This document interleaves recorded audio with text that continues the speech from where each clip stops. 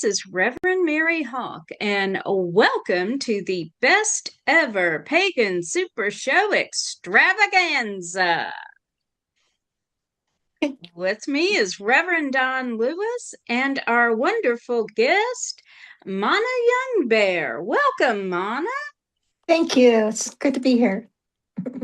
Wonderful to have you. Thank you. And Mana is, among other things, an ICN archpriestess and an author and an ASL instructor and many, many other things. Um, why don't we start by talking about, before we get to your book, what do Yeah. you what all do you do in your spiritual path? Well, I am fortunate enough to be retired at this time. So I spend most of my time at home doing work with my altars. I have several altars in my home that I do magical work with. By the way, happy dark moon. Um, and I write, and I am doing a lot of work, research with the Ogham Grove, Uri Leak's Ogham Grove work in the British Isles. I've been studying Ogham for about 6 years now, and feel very attracted to it. My grandfather and my father were both Druids, and my grandfather was a water witcher and also a weather watcher. He could predict things, predict the weather. And so growing up like that, like we were talking earlier, it was just something that was so natural to me. I remember when I was 18, I came out to California from the Midwest, and I lived a fairly sheltered life. I was living in the country and playing with the trees and whatnot. And I came out to the Midwest, came out to California, what was it, 1980, I think. And I think Starhawk had just published her book around that time. And I was like, wow, this is a thing. I had no idea. I thought just everybody was like that. And so, yeah, it came to me. I just naturally was following the moon signs with my mother, and going on walks with my father in the forest, where one of the most treasured memories I have was we were walking in this thick woods playing on monkey vines, and I was about 5. And my father sat down at the base of a big tree, and he put me in his arms, sat me in his lap. And I can remember the sun streaming through the canopies and just hearing the breeze, just like it was yesterday. And my father said, if you're ever lost or you ever need to know anything, all you have to do is sit under a tree, and you will eventually know what you need to do or where you need to go. So, yeah, that's kind of how I got started. And my mom didn't do anything without consulting the astronomy, to see where the moon phase was, or when to garden, or when to do laundry. Everything was done in that fashion. Mm-hmm. And so then when I came out to California in 1980, I joined a Vaishnav tradition, and studied Hinduism and Sri Upanishads and the sacred books, and was trained as a Vedic pujari. And I did pujari work for about 22 years. And in the meantime of doing that, I was a little bit of a renegade, because I was really interested in feminine spiritual life, and the goddess. I wanted to know all about it. So I started researching. Of course, I read Starhawk's book, and I read Z Budapest's book, all of her books, actually. And I started a little women's circle in our community. And those men did not like that. But we started honoring the directions and the elements, and doing the 4-quarter festivals. And then when was it? 1989, I think, 88, 89, I was traveling around, and one of my friends who lived at the temple with me told me that there was a retreat center in Geyserville that was looking for help, and they needed someone that had a lot of experience with animals. And I grew up with cattle and horses and dogs and all of it. So I was like, oh, that's a no-brainer. So I went to check out this job, and lo and behold, it was Isis Oasis Sanctuary. And I had been wearing a lot of East Indian eye makeup, kohl and eye makeup. And I walk in there to have an interview with the owners, Paul Ramses and Lorian Vignier. And Lorian had the Egyptian eye makeup on. And we both looked at each other like, there was some kind of a connection, right?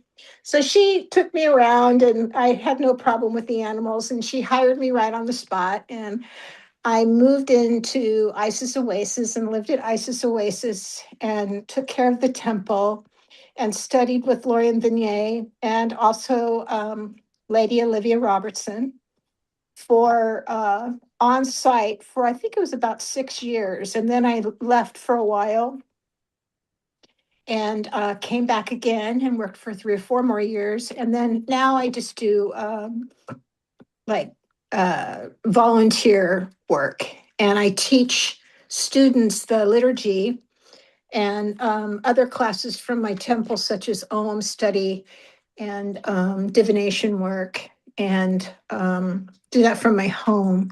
So I have some international students. I just ordained 2 wonderful priestesses from Italy who went through the Druid Clan of Dana initiation work. So yeah, and here I am, Wonderful. 45 years later. That is an amazing life. It really is. Oh, thank you.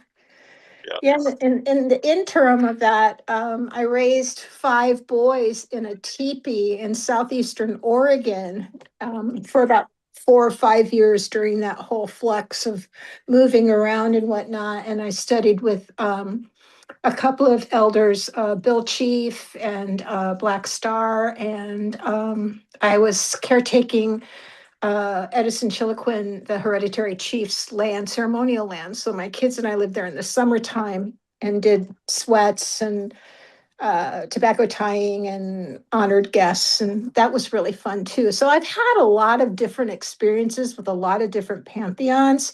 And I think that's why when I opened my temple in my school, it's called the Icean Society for Integrated Studies. I feel like I wanted to provide a venue where we could all have this commonality of we're all we're all seeking the same thing. We're seeking some kind of attunement with the divine, you know? And so that's how that came into being. Wonderful. Thank you. That's so For, beautiful. Thank you. for viewers who perhaps are not familiar with it, could you talk a little bit about what the Fellowship of Isis is? Um, Sure. Sure. and also the Druid Clan of Dana. Oh, absolutely. I'd be happy to.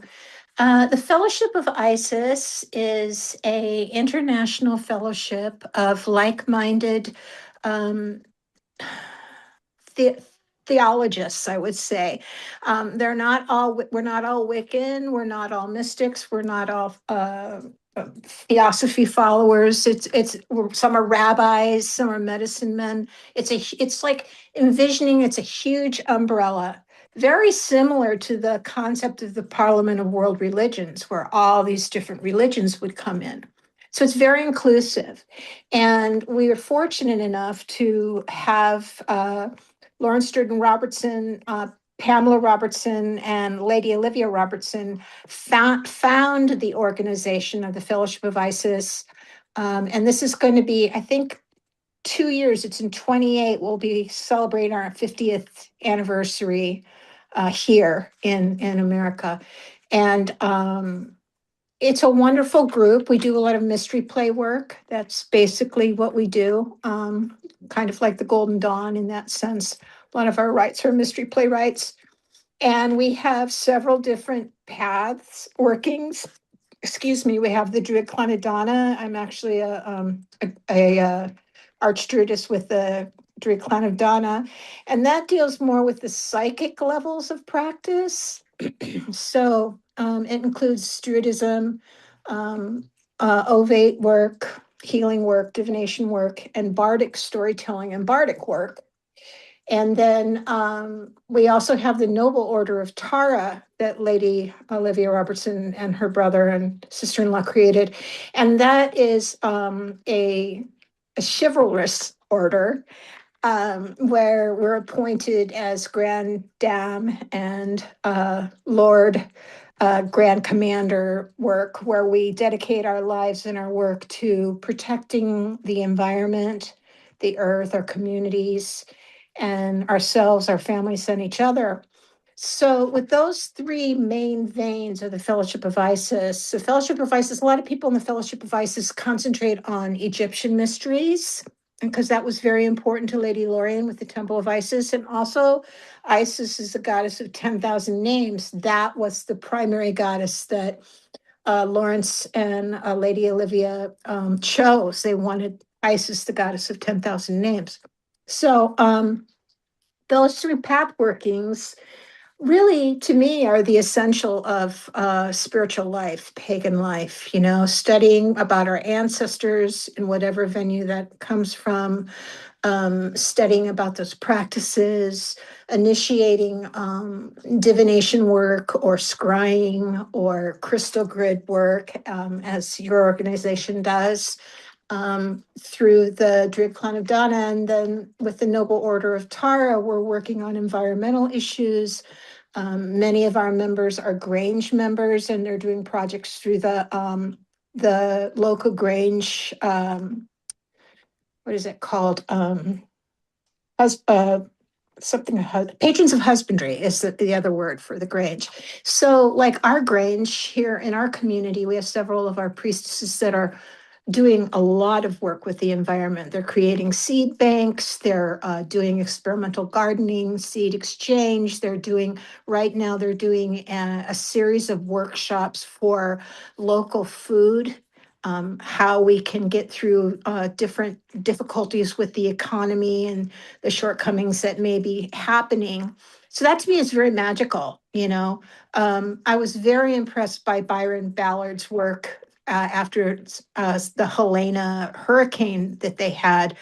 They did a lot of really, really wonderful work. And I told my students, this is really the essence, is to help one another.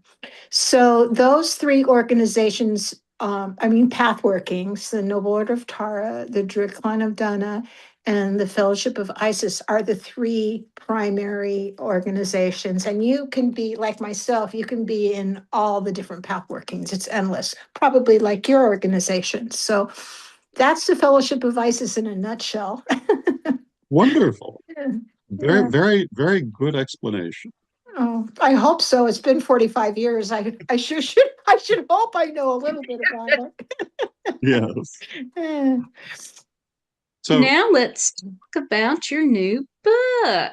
Oh, okay. Well, that kind of goes along with my work as a arch priestess and druidess. I decided that I wanted to do something for the children of our community, my community, not just Icene community, but all pagan communities, all children. I mean, children are just naturally pagan anyways. Let's face it.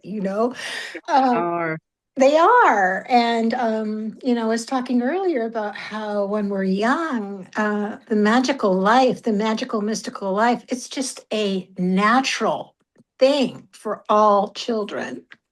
So in this day and age, things have shifted a lot since when I was a child, when the three of us were children. A lot of things have changed. And I have 6 grandchildren, and I feel like I want to give them something that feeds their creative imagination, because it is our creative imagination that really truly helps us manifest our work, whatever it is, whether it's Wiccan work, whether it's mystical work, Vedic work, whatever it is. It's the most important thing is to feed our creative imagination. And Rudolf Steiner, he was the creator of the Waldorf education system, and he was really big on feeding our creative imagination. So in 2014, Lady Lorraine Vinier passed. and the Temple of Isis had a memorial. And I was doing some clergy work for that memorial. So I attended the day before, and I was staying alone in the Nesu house, which is a really large, beautiful Victorian farmhouse that they have at the Isis Oasis Sanctuary. I was staying there alone, and it was about 9 o'clock at night. And I got this urge that Lorian wanted me to write something. Lady Lorian and I were very, very close. I was her personal assistant. I did a lot of work for her, and we traveled a lot and did a lot of shows together. So she came to me that night. I know she did. And I started writing about this little girl named Lorelei or Loralee Lightheart. And Lady Lorian's original name was Laura Lee. So I just wrote and wrote and wrote and wrote. And time just shifted. Like when we do our automatic writing, that is one of the things that happens. And the sun was coming up the next morning. I was just like, wow. So that was how this book was birthed. It's called The Adventures of Loralee Lightheart. I don't know if you all can see it or not, but Yes. it takes place on a little island called Danny Dew, which is off of the main island of Erie. And the people of Danny Dew are coming together to sing down the sun and to watch Lord Manannan McLear take his golden chariot and carry the sun into the sea, waiting for what they call the green flash. So I don't know how many of us are familiar with the green flash, but when I was doing, yeah, I was doing work at Esalen, and I had the opportunity of first time of seeing it. Everybody was gathering after dinner, and it is in fact just the sun is setting, and just before it sets, this lightning green flash comes over the ocean. So I decided I was going to have Manannan McLear be the one that made that green flash happen. So so I created this story about a young girl who's 9 years old. She lives in a magical community. Her grandmother Lightheart, her mama Titania, her father Papa Sunseed. They all have different qualities. So Grandma Lightheart is an ovate, and Mama Titania is also an ovate, and Papa Sunseed is a druid who travels through the seas, and he he makes treaties with the pirates. And he's also been given a very important job by Lord Dagda to try to make peace with the Fomorians. And the Fomorians were one of the first mythical race of people that came to the Isle of Erie, and they were sea monsters. And Balor, who was the chief head honcho, was a cyclops. He had one evil eye that he had to keep closed all the time, and they would only open it with a giant hook when they were at war to kill the enemy.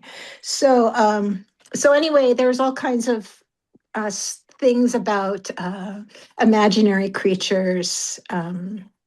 The Fae, mostly in book one, we talk about the Fae. And in this book, also, I've included Calling of the Direction poems, and I included a couple of songs from the Temple of Isis that are credited, like the tree song in here. And there's some really sweet illustrations that my friend Dreama Blankenbecker did.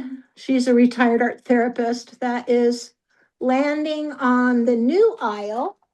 They moved from Danny Dew to the island of Milk and Honey. And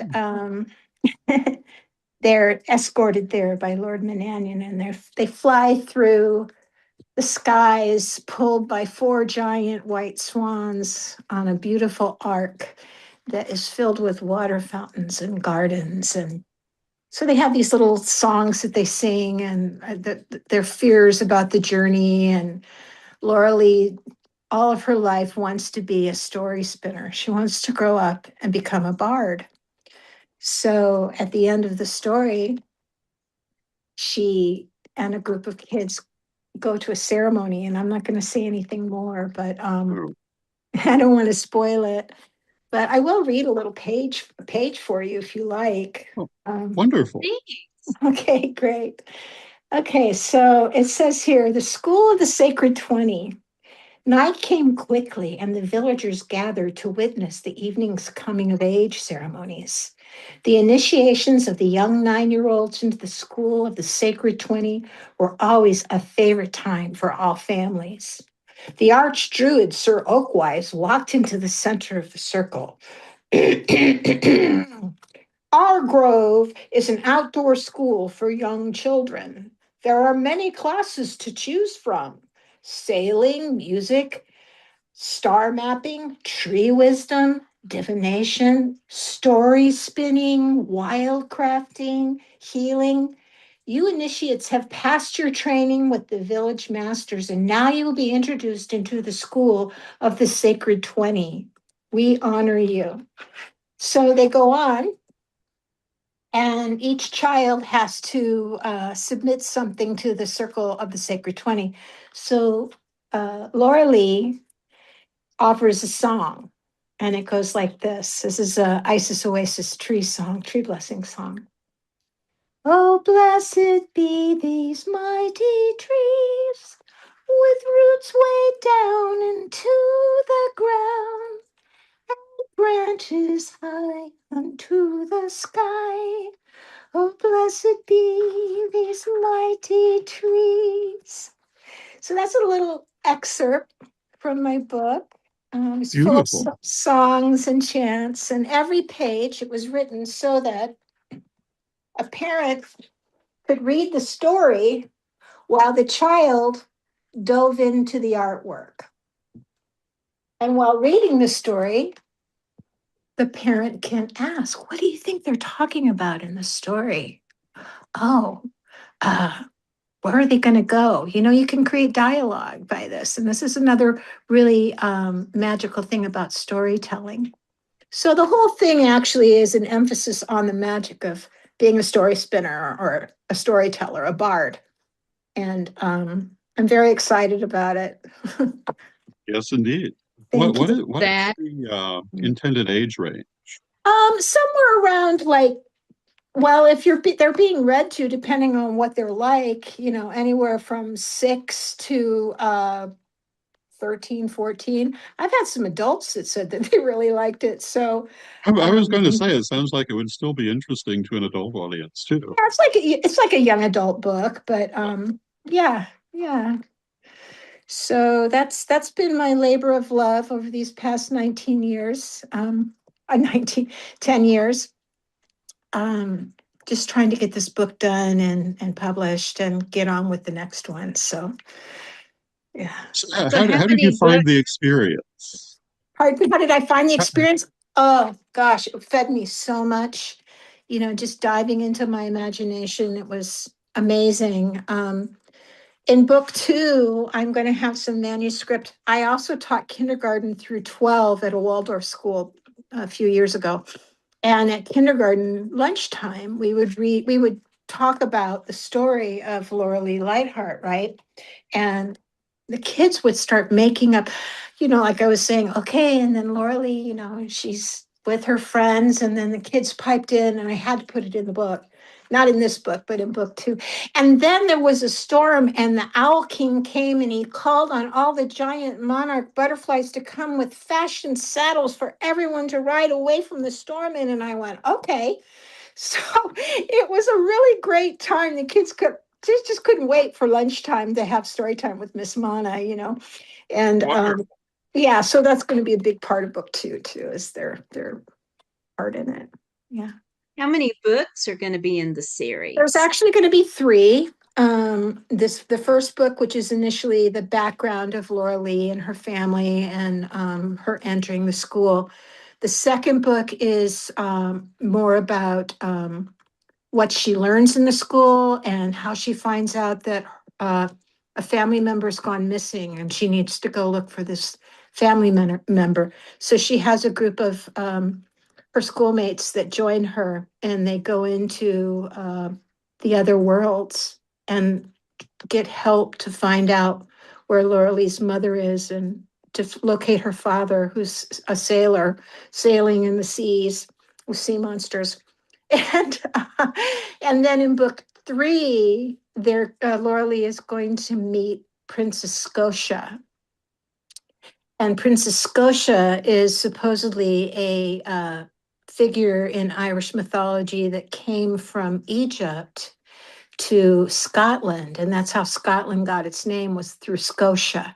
So in book 3, we'll be covering more Egyptian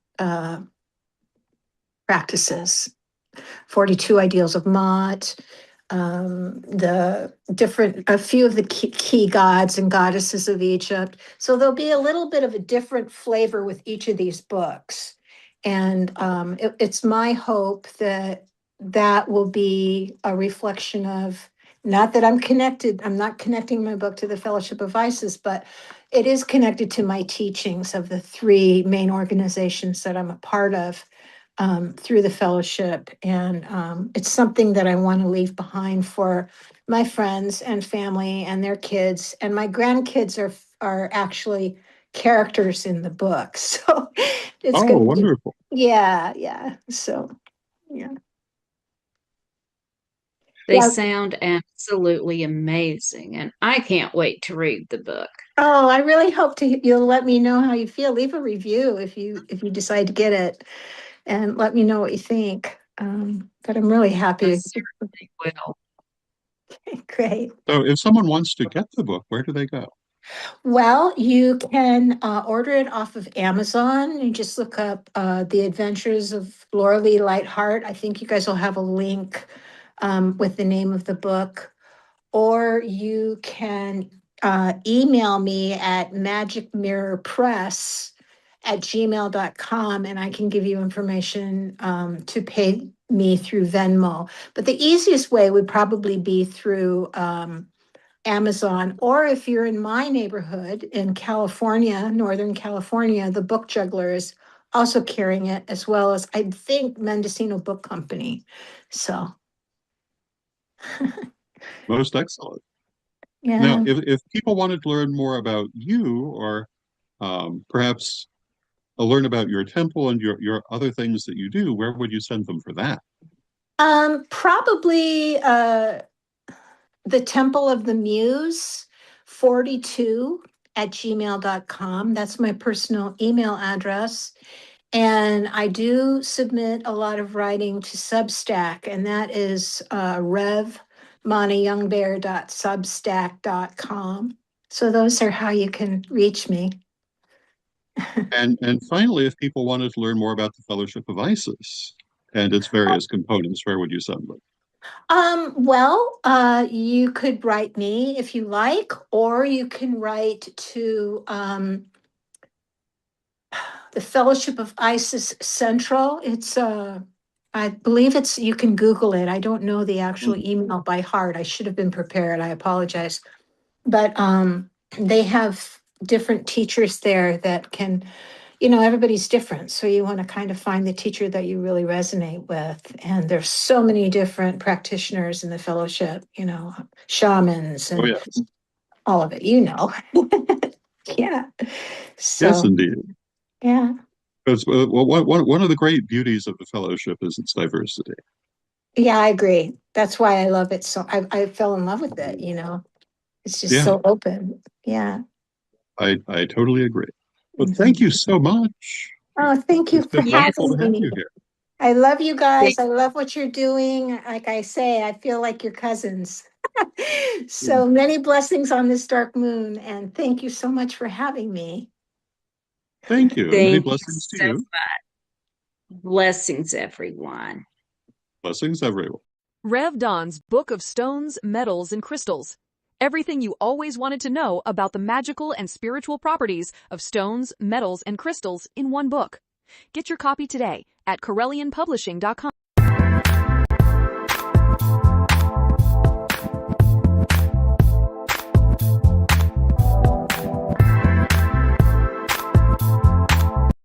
Rev Don's Book of Astrology. Everything you always wanted to know about the stars in one book. Get your copy today at corellianpublishing.com.